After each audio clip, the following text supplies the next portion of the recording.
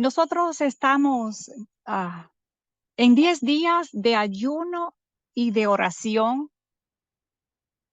por pedidos grandes y especiales que necesitamos en la vida.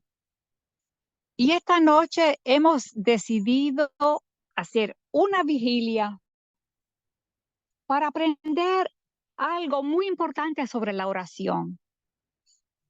Pero para poder aprender lo que Dios tiene para enseñarnos, para eso necesitamos visitar el Getsemaní. Jesús va a entrar al Getsemaní ahora. Vamos a ir con él, vamos a entrar con sus discípulos, vamos a revivir paso a paso todo lo que Jesús pasó allí en Getsemaní. Y esto es la lectura del libro El deseado de todas las gentes, el capítulo 74. En compañía de sus discípulos, el Salvador se encaminó lentamente hacia el huerto de Getsemaní. La luna de Pascua, ancha y llena, resplandecía desde un cielo sin nubes. La ciudad de Cabañas para los peregrinos estaba sumida en silencio. Jesús había estado conversando fervientemente con sus discípulos e instruyéndolos, pero al acercarse a Getsemaní se fue sumiendo en un extraño silencio. Con frecuencia había visitado ese lugar para meditar y orar, pero nunca con un corazón tan lleno de tristeza como en esta noche de su última agonía. Toda su vida en la tierra había andado en la presencia de Dios. Mientras se hallaba en conflicto con hombres animados por el mismo espíritu de Satanás, pudo decir: el que me envió conmigo está. No me ha dejado solo el Padre, porque yo lo que a él agrada hago siempre. Pero ahora le parecía estar excluido de la luz de la presencia sostenedora de Dios. Ahora se contaba con los transgresores. Debía llevar la culpabilidad de la humanidad caída sobre el que no conoció pecado. Debía ponerse la iniquidad de todos nosotros. Tan terrible le parece el pecado, tan grande el peso de la culpabilidad que debe llevar, que está tentado. Sí, está tentado a temer que quedará privado para siempre del amor de su Padre. Sintiendo cuán terrible es la ira de Dios contra la transgresión, exclama: mi alma está muy triste hasta la muerte. Al acercarse al huerto, los discípulos notaron el cambio de ánimo en su maestro. Nunca antes le habían visto tan completamente triste y callado. Mientras avanzaba, esta extraña tristeza se iba ahondando, pero no se atrevían a interrogarle acerca de la causa. Su cuerpo se tambaleaba como si estuviese por caer. Al llegar al huerto, Los discípulos buscaron ansiosamente el lugar donde solía retraerse para que su maestro pudiese descansar. Cada paso le costaba un penoso esfuerzo. Dejaba oír gemidos, como si le agobiase una terrible carga. Ah, ah.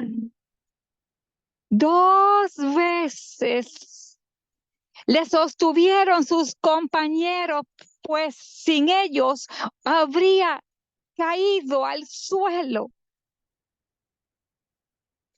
Cerca de la entrada del huerto, Jesús dejó a todos sus discípulos menos a 3, rogándoles a todos los demás, menos los 3, al resto de sus discípulos, rogándoles que orasen por ellos mismos y por él.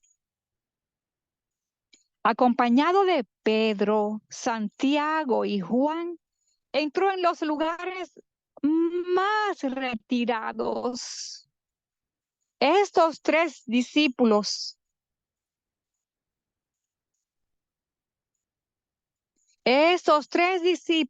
eran los compañeros más íntimos de Cristo. Habían contemplado su gloria en el monte de la transfiguración. Habían visto a Moisés y a Elías conversar con él.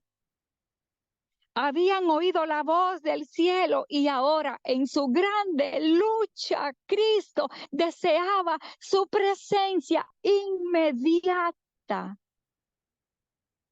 Con frecuencia habían pasado la noche con él acá, sí, en este retiro, en este huerto. En esas ocasiones, después de unos momentos de vigilia y oración, como nosotros ahora en esta noche, momentos de vigilia y oración, después se dormían apaciblemente a corta distancia de su maestro, hasta que los despertaba por la mañana para salir de nuevo a trabajar. Pero ahora deseaba que ellos pasasen la noche con él en oración.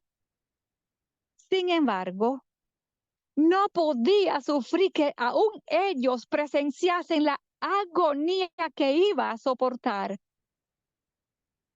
Quédense aquí y velen conmigo. Fue a corta distancia de ellos, no tan lejos que no pudiesen verle y oírle. Y cayó postrado en el suelo. Sentía que el pecado lo estaba separando de su padre. La cima era tan ancha, tan negra, tan profunda que su espíritu se estremecía ante ella. No debía ejercer su poder divino para escapar de esa agonía. No, no, no. Como hombre, debía sufrir las consecuencias del pecado del hombre, de mi pecado, de tu pecado. Como hombre, debía soportar la ira de Dios contra la transgresión. Cristo asumía ahora una actitud diferente de la que jamás asumiera antes. Sus sufrimientos pueden describirse mejor en las palabras del profeta: levántate, oh espada, sobre el pastor y sobre el hombre compañero mío, dice Jehová de los ejércitos. Como sustituto y garante del hombre pecaminoso, Cristo estaba sufriendo bajo la justicia divina. Veía lo que significaba la justicia. Hasta entonces había obrado como intercesor por otros, pero ahora va a tener intercesor para sí, sintiendo quebrantada su unidad con el Padre, temía que su naturaleza humana no pudiese soportar el venidero conflicto con las potestades de las tinieblas. En el desierto de la tentación,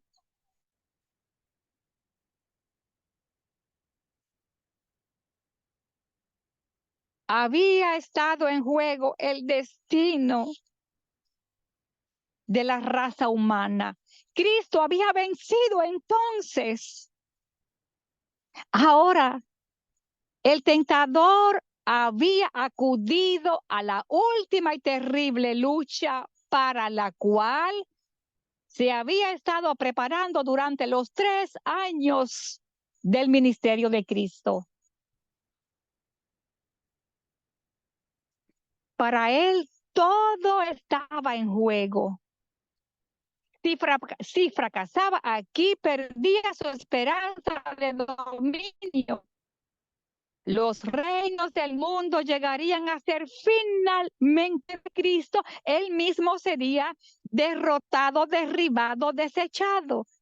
Pero si podía vencer a Cristo, la tierra llegaría a ser el reino de Satanás y la familia humana estaría para siempre en su poder. Frente a las consecuencias posibles del conflicto, embargaba el alma de Cristo el temor de quedar separado de Dios. Satanás le decía: si te haces garante de un mundo pecaminoso, la separación con tu Padre será eterna.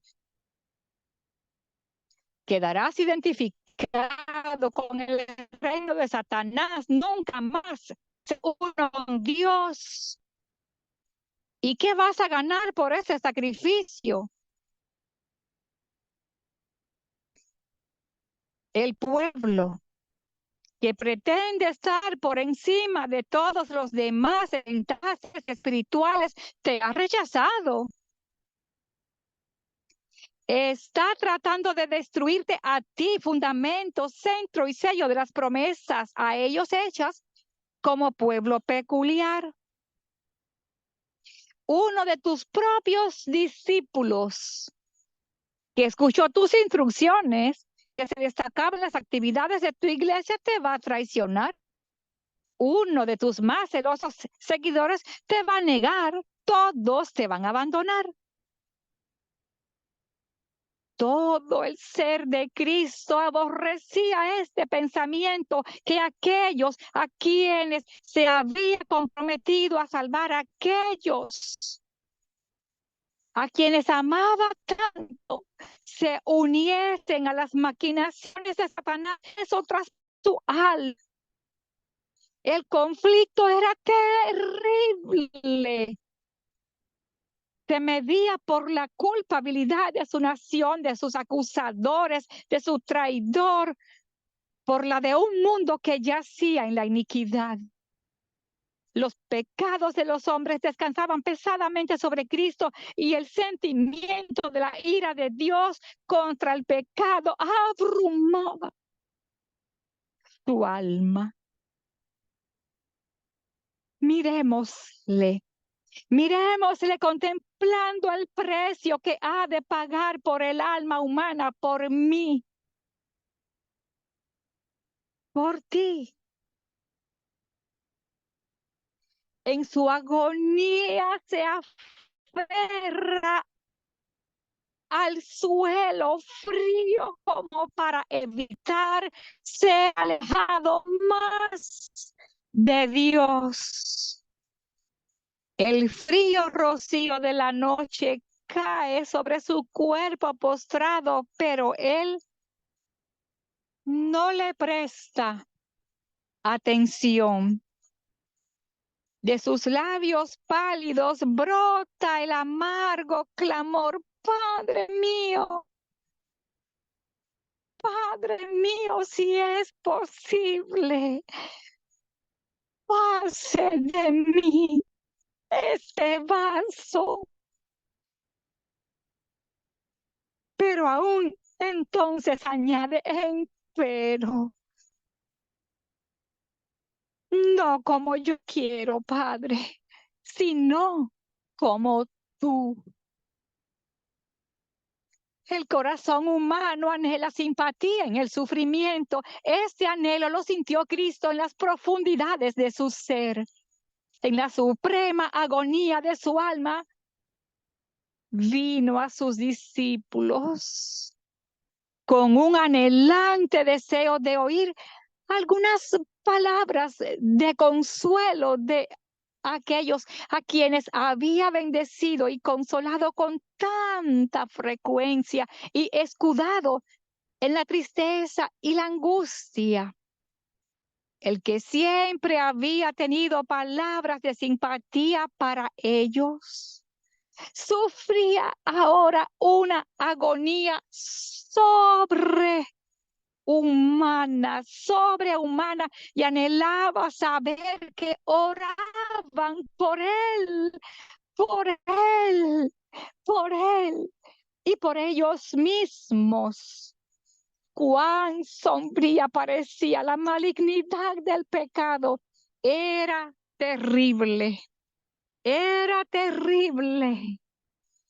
Era terrible la tentación de dejar a la familia humana soportar las consecuencias de su propia culpabilidad mientras él permaneciese inocente delante de Dios. Oh, si tan solo pudiera saber que sus discípulos comprendían y que apreciaban esto, se sentiría fortalecido. Levantándose con penoso esfuerzo, fue tambaleándose a donde había dejado a sus compañeros, pero los halló durmiendo. Si los hubiese hallado orando, habría quedado aliviado. Si ellos hubiesen estado buscando refugio en Dios, para que los agentes satánicos no pudiesen prevalecer sobre ellos, habrían quedado consolados por su firme fe, pero no habían escuchado la amonestación repetida: velen y oren, velen y oren, velen y oren. Al principio los había afligido mucho al ver a su maestro, generalmente que era tan sereno y tan digno, que estaba luchando con una tristeza incomprensible. Habían orado. Al oír sus fuertes clamores, no se proponían abandonar a su Señor. Pero es que parecían paralizados por un estupor. Ese estupor ellos podrían haberlo sacudido si hubiesen continuado suplicando a Dios. No comprendían la necesidad de velar y de orar fervientemente para resistir la tentación.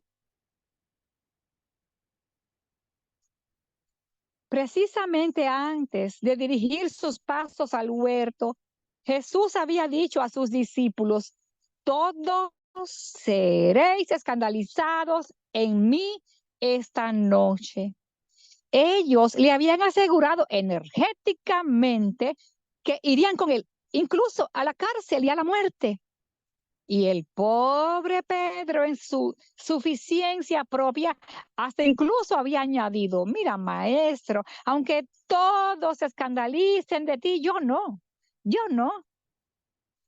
Pero los discípulos confiaban en sí mismos.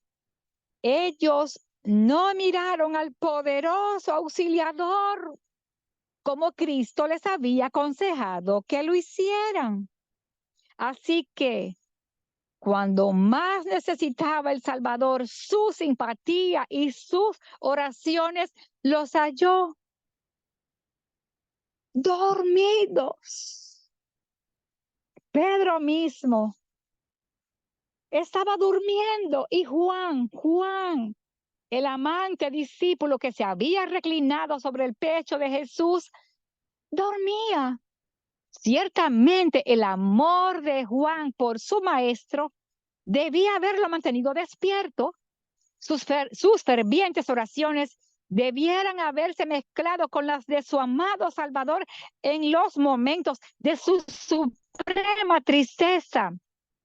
El Redentor había pasado noches enteras orando por sus discípulos para que su fe no faltase. Si Jesús hubiese dirigido a Santiago y a Juan la pregunta que les había dirigido una vez, hacía un tiempo atrás: ¿ustedes pueden beber el vaso que yo voy a beber y ser bautizados del bautismo que yo soy bautizado? Ahora, esta noche, ellos no se habrían atrevido a contestar: oh, sí, podemos. Los discípulos se despertaron al oír la voz de Jesús, pero casi no lo reconocieron. Tan cambiado por la angustia había quedado su rostro. Dirigiéndose a Pedro, Jesús dijo: Simón, Simón, ¿duermes tú? ¿No has podido velar una hora, tan siquiera una hora? Velen y oren para que no entren en tentación. El espíritu, a la verdad, está presto, pero la carne es débil. La debilidad de sus discípulos despertó la simpatía de Jesús. Temió que no pudiesen soportar la prueba que iba a sobrevenirles en la hora de su entrega y de su muerte, que de hecho estaba llegando. Jesús no los reprendió, sino que les volvió a decir: velen, oren para que no entren en tentación. El Hijo de Dios volvió a quedar presa de agonía sobrehumana y tambaleándose, volvió agotado al lugar de su primera lucha. Su sufrimiento ahora era aún mayor que antes. Al apoderarse de él, la agonía del alma fue su sudor como grandes gotas de sangre que caían a la tierra. Los cipreses y las palmeras eran los testigos silenciosos de su angustia.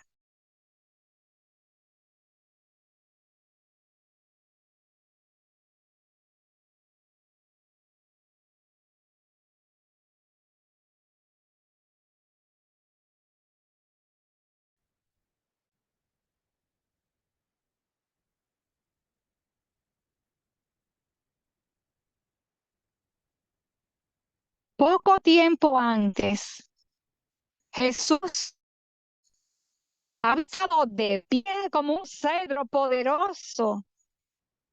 Se había erguido con divina majestad como el Hijo de Dios.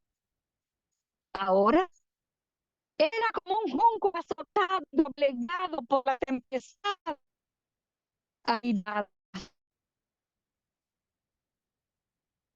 Ya había llegado la hora de la potestad de las tinieblas. Su voz se oía en el tranquilo aire nocturno, no en tonos de triunfo, no, sino impregnada de angustia humana. Estas palabras del Salvador llegaron a los oídos de los soñolientos discípulos cuando Jesús decía: Padre mío, Padre mío, si no puede este vaso pasar de mí sin que yo lo beba, hágase tu voluntad. El primer impulso de los discípulos fue ir hacia él, pero Jesús les había invitado a quedarse allí velando y orando. Cuando Jesús vino a ellos la segunda vez, otra vez los halló dormidos. Otra vez había sentido un anhelo de compañía, de oír de sus discípulos algunas palabras que lo aliviasen, que quebrantasen el ensalmo de las tinieblas que casi lo dominaban. Pero los ojos de ellos estaban cargados y no sabían qué responderle. Su presencia los despertó. Vieron su rostro surcado por el sangriento sudor de la agonía y se llenaron de temor. No podían comprender su angustia mental. Tan desfigurado era su aspecto, más que el de cualquier hombre, y su forma más que la de los hijos de Adán. Apartándose Jesús volvió a su lugar y cayó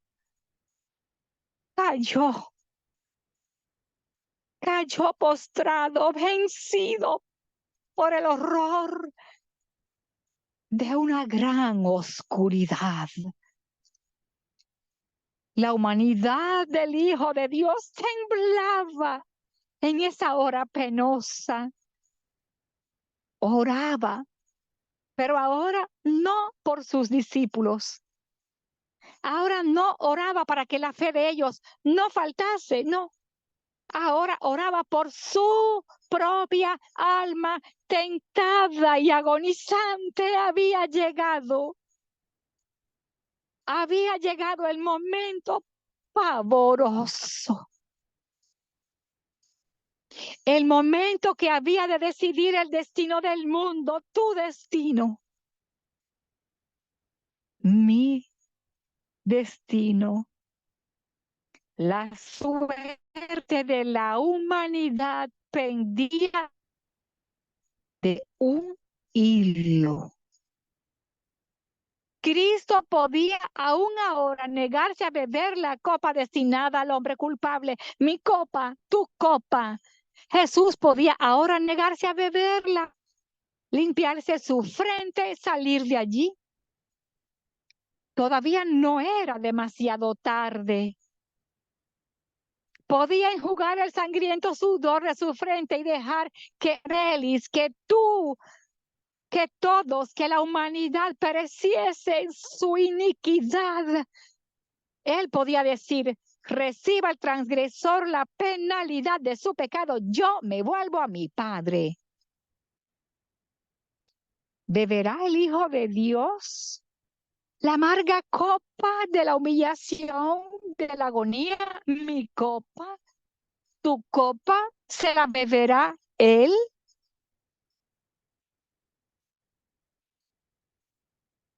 Las palabras caen temblorosamente de los labios pálidos de Jesús. Padre mío,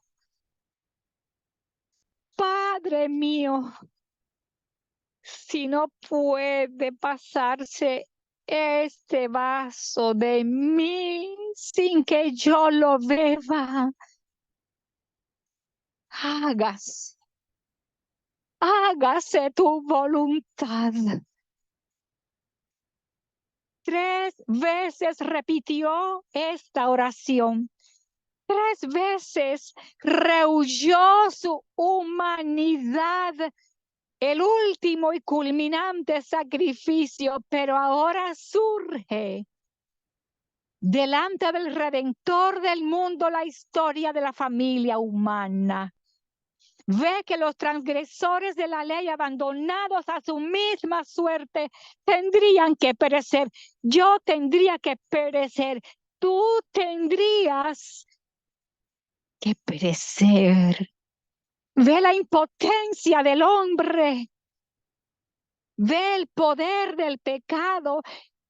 Ve los ayes, los lamentos de un mundo condenado.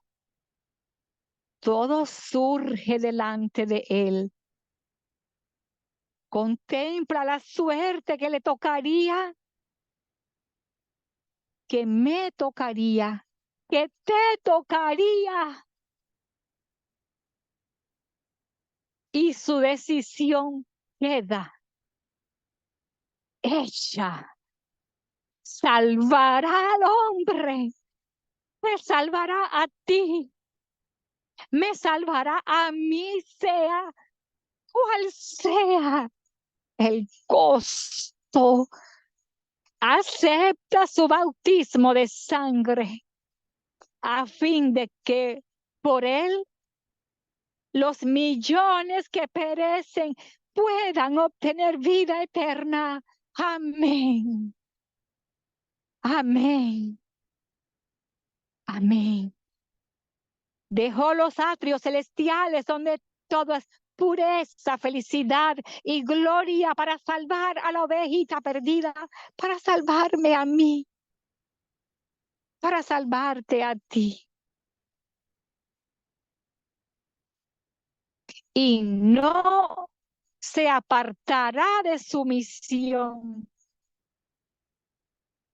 Su oración expresa ahora solamente su misión, completa su misión.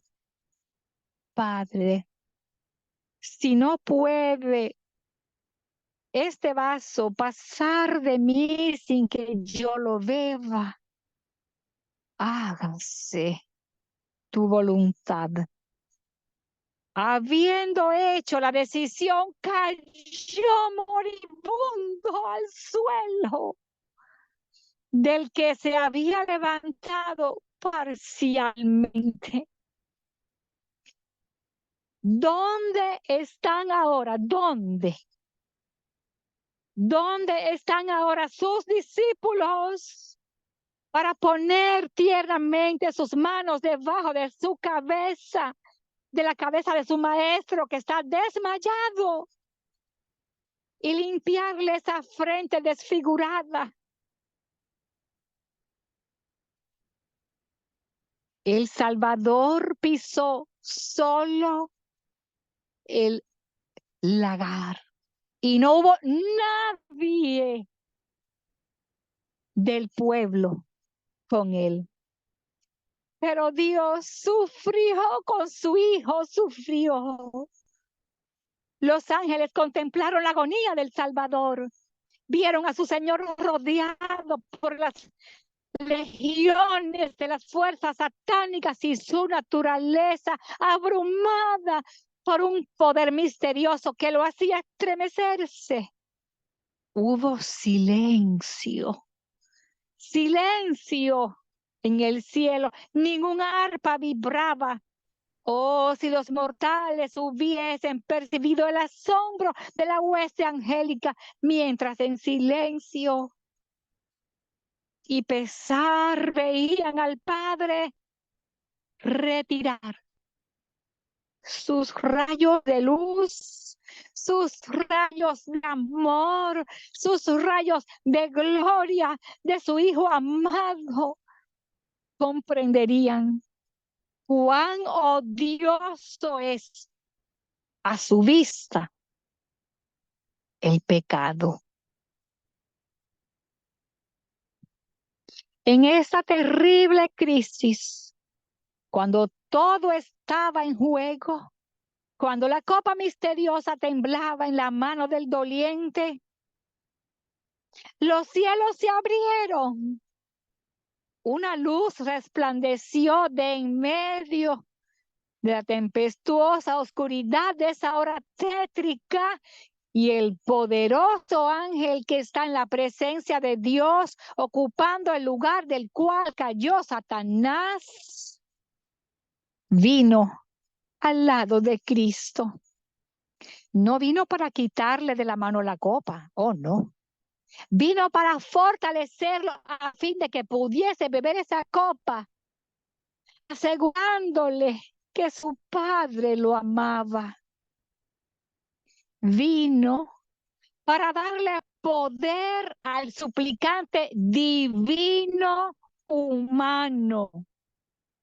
Repito, divino humano. Le mostró los cielos abiertos y le habló de las almas que se salvarían como resultado de sus sufrimientos. Le aseguró que su padre es mayor, es más poderoso que Satanás, que su muerte iba a ocasionar la derrota completa de Satanás y que el reino de este mundo sería dado a los santos del Altísimo. Le dijo que vería el trabajo de su alma y quedaría satisfecho, porque había una multitud de seres humanos salvos, eternamente salvados, y me vio a mí salvada, eternamente salvada, y te vio a ti salvado, salvada, eternamente salvados. La agonía de Cristo no cesó, pero le abandonaron su depresión y su desaliento. Eso le abandonó. No más depresión, no más desaliento. Fue fortalecido para soportar su furia. Salió de la prueba sereno, sereno, sereno, lleno de calma. Una paz de rostro ha dado lo que ningún ser humano es podido dar. Todos los hombres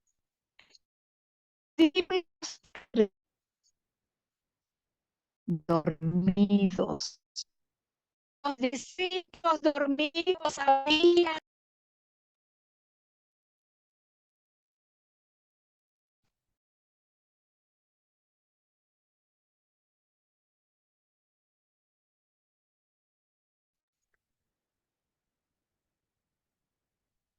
los discípulos dormidos habían sido despertados repentinamente por la luz que rodeaba al Salvador. Vieron al ángel cuando el ángel se inclinaba sobre su amado maestro postrado. Vieron cuando el ángel alzaba la cabeza del Salvador contra su pecho y le señalaba hacia el cielo. Oyeron su voz como una música tan dulce que pronunciaba palabras de consuelo y de esperanza. Ay, los discípulos. Los discípulos recordaron la escena transcurrida en el monte de la transfiguración. Recordaron la gloria en que el templo había circuido a Jesús, la voz de Dios que que hablaba desde la nube, ahora esa misma gloria se volvía a revelar y pues no sintieron temor por su maestro. Ellos pensarían, es acompañado. Está al cuidado de Dios. Un ángel poderoso ha sido enviado para protegerle. Todo va a estar bien, no hay de qué preocuparse. Así que nuevamente los discípulos se dieron en su cansancio a ese extraño estupor que los dominaba. Nuevamente Jesús los encontró durmiendo. Mirándolos tristemente les dijo, ya, sigan durmiendo, descansen, descansen. Ha llegado la hora. El Hijo del Hombre es entregado en manos de pecadores.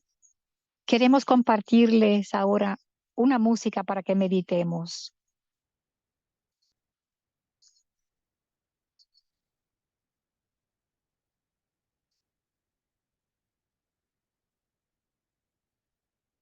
Lleváronle entonces.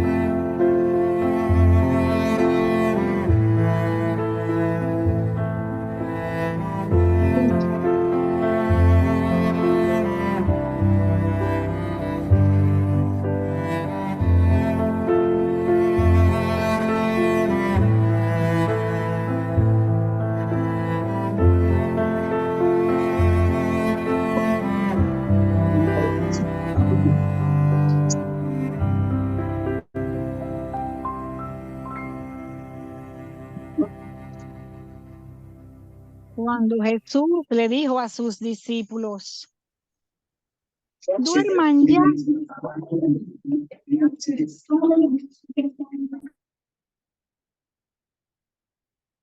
Cuando Jesús le dijo a sus discípulos, ya duerman, descansen, descansen. He aquí, ha llegado la hora y el Hijo del Hombre es entregado en manos de pecadores. Aún mientras decía estas palabras, oía los pasos de la turba que le buscaba y añadió, levántense, vamos. Ha llegado el que me ha entregado. No se veían en Jesús huellas de su reciente agonía cuando se dirigió al encuentro de su traidor. Adelantándose a sus discípulos, dijo, ¿a quién buscan?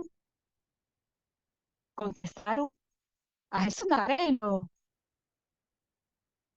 Jesús respondió, yo soy. Mientras estas palabras eran pronunciadas, el ángel que acababa de servir a Jesús se puso entre Jesús y la turba. Una luz divina iluminó el rostro de Salvador.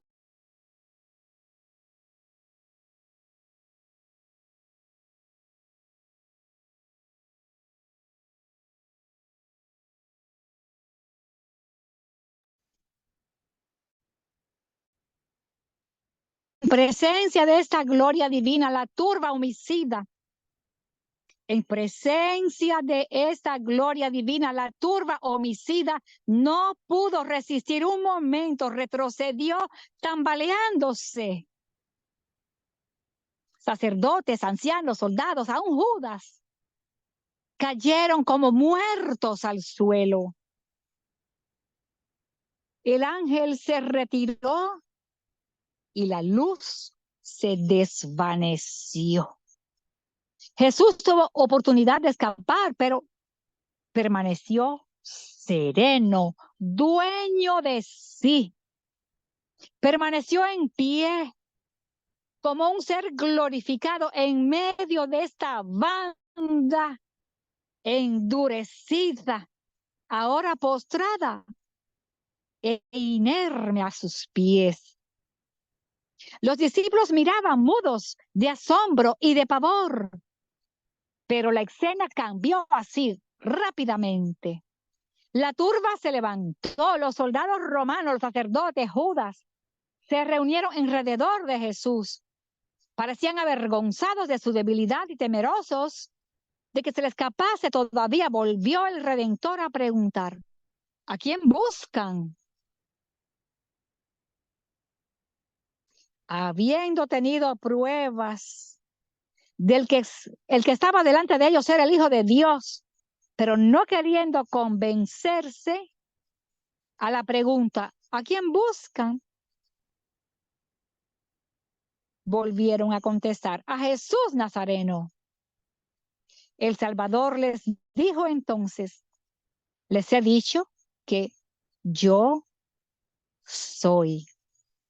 Pues, si a mí me buscan, dejen que estos se vayan, señalando a los discípulos. Sabían cuán débil era la fe de ellos y trataba de escudarlos de la tentación y de la prueba. Estaba listo para sacrificarse por ellos. El traidor Judas no se olvidó de la parte que él debía desempeñar, así que había dado la señal a los perseguidores de Jesús, diciendo, al que yo ves, es espéndalo. Ahora, fingiéndose no tener parte con ellos, se acercó a Jesús, le tomó de la mano como si fuese un amigo familiar y le dijo, salve, maestro. Y lo besó repetidas veces, simulando llorar de agonía, perdón, de simpatía por él, que estaba en peligro. Ay, Judas, Jesús le dijo, amigo, ¿a qué vienes? Y su voz temblaba de pesar al añadir, Judas,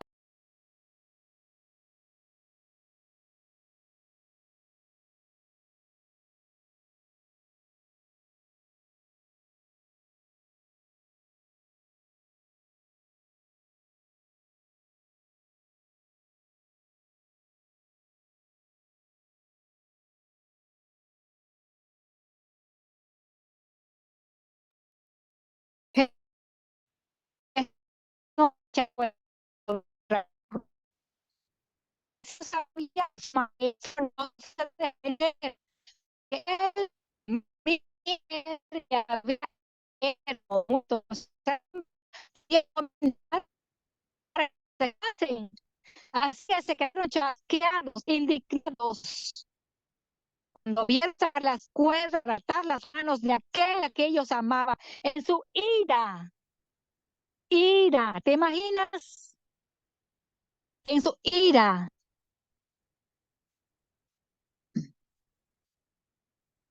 en su-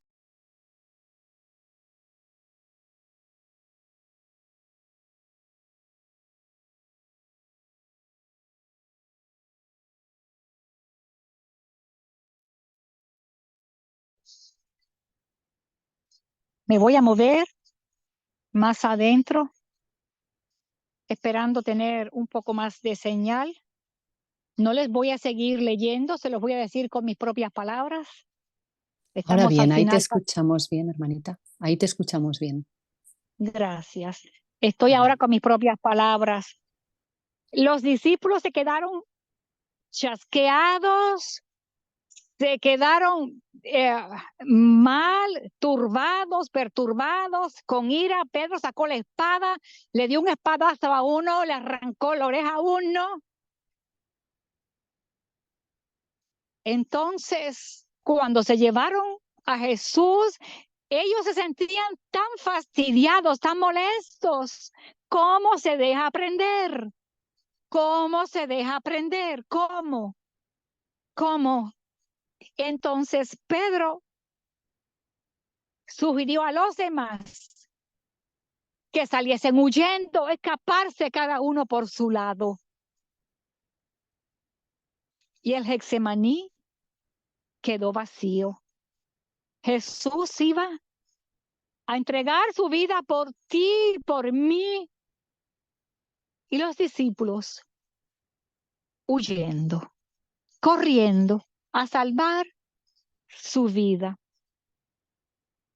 huyendo, corriendo, para salvar su vida. Nosotros estamos en una noche de vigilia y de oración. Estamos en 10 días de ayuno y de vigilia, perdón, ayuno y oración. Y Dios puso en nuestros corazones compartir esta historia porque tiene grandes lecciones para nosotros. Voy a intentar poner la cámara. Yo estoy en el medio de la noche. La voy a poner un momento, la voy a quitar pronto porque mi señal acá es mala, pero quiero que vean. Creo que ni se me ve. ¿Alguien me puede ver? ¿Algo, mi No, silueta o algo? no te vemos, hermanita. Estoy en el medio de la noche. Estoy, perdón. No, había puesto la cámara. ¿Me pueden ver ahora, aunque sea mi silueta? Sí, ahora sí un poquito. Estoy en el medio de la noche, en una noche estrellada. Allá está la luna. Entonces voy a quitar la cámara para que no se me vaya la señal. Querido pueblo de Dios, mis queridos hermanitas, hermanitos.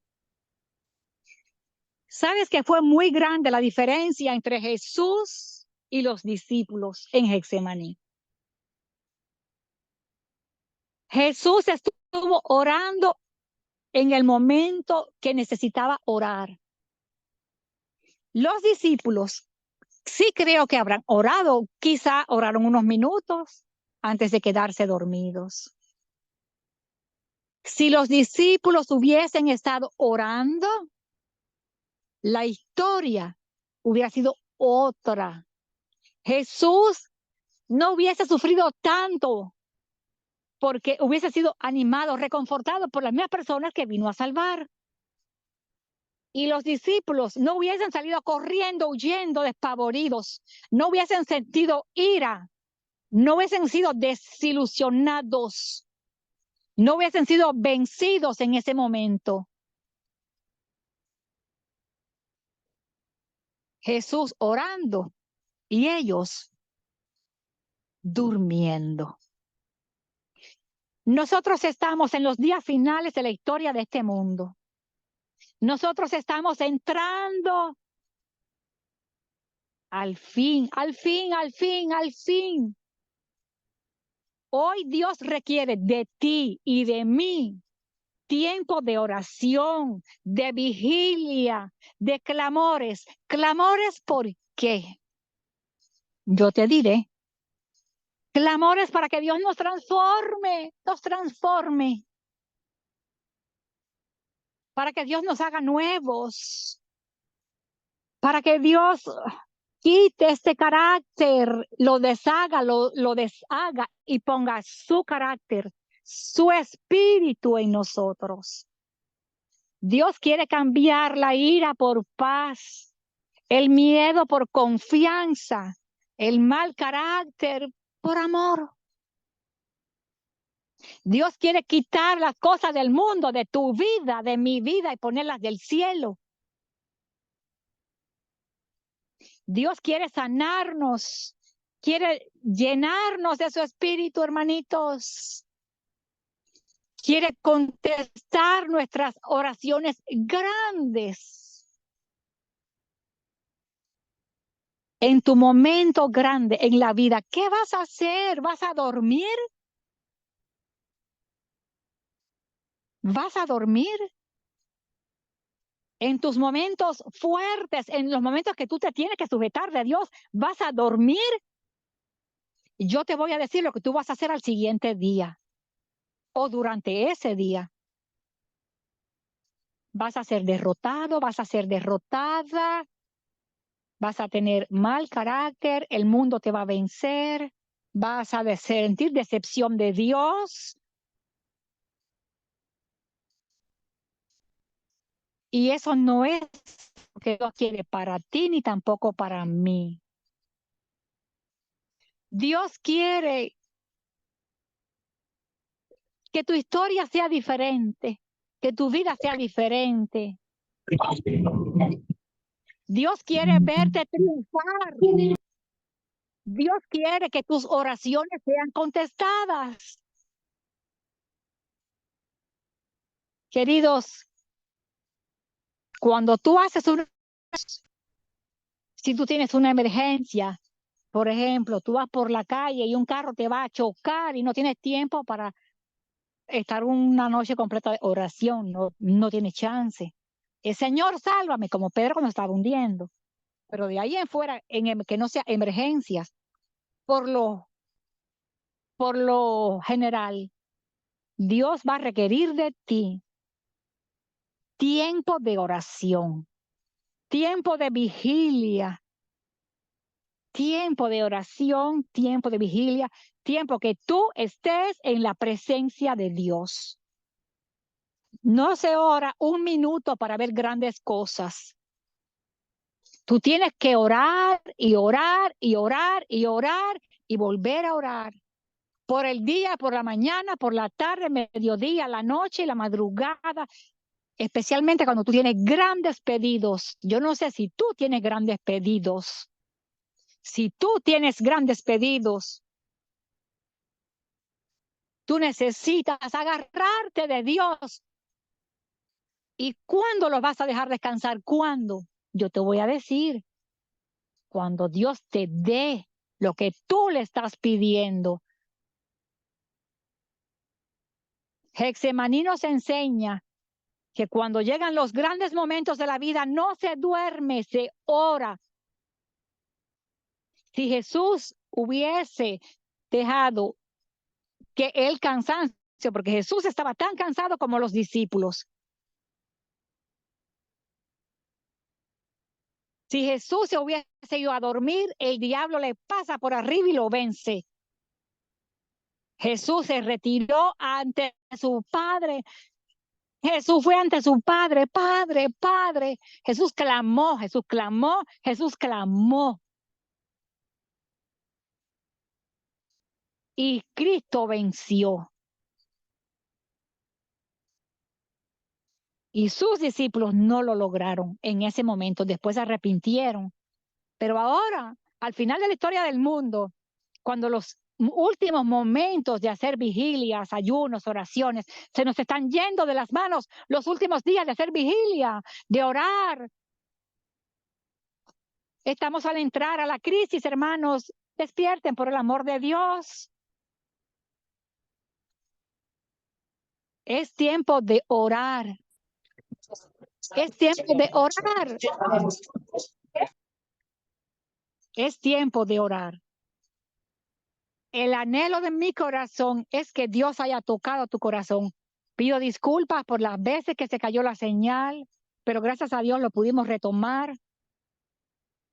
Te invito a que tú personalmente tomes el libro El deseo de todas las gentes, capítulo 74, si no me equivoco, porque ya yo estoy lejos del libro, para que a ver si no se me cae más la señal, y léelo por ti mismo, por ti misma, pero léelo cuando estás solo, sola, cuando nada y ni nadie te interrumpa, que tú puedas entrar al Getsemaní por ti una vez más y tú puedas vivir esa experiencia y sufre lo que Cristo sufrió para que tú veas qué importante es pegarse de su Padre y no dormirse.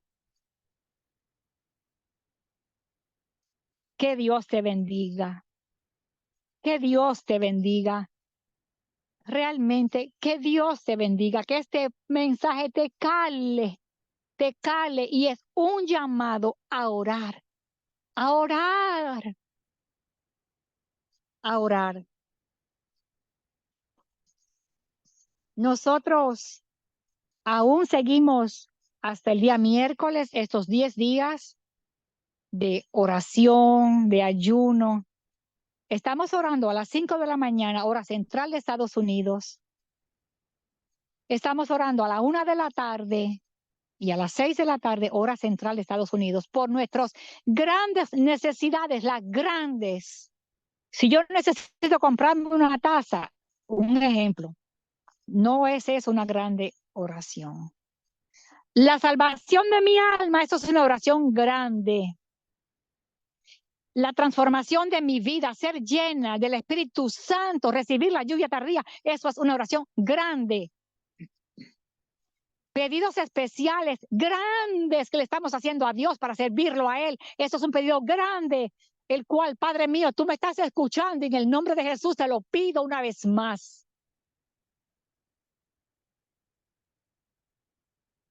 Les invitamos para que todos los días, hermanos queridos, sigamos en oración.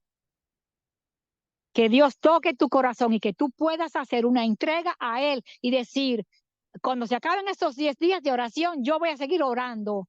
Yo voy a seguir orando, voy a seguir agarrada de mi Padre Celestial, porque hoy lo necesito más que ayer y mañana lo voy a necesitar más que hoy. Ahora vamos a terminar la parte de la grabación, vamos a continuar en la vigilia porque ahora vamos a orar, pero vamos a dejar hasta aquí la parte de la grabación, deseando que tú abras los ojos y que tú ores para que tú puedas salvar tu alma, porque se te está yendo el tiempo. Se te está cerrando la puerta, pero hoy podemos todos correr a los pies de Dios y pedirle salvación, transformación, ayuda para poder estar con Él en la patria celestial. Que Dios te bendiga.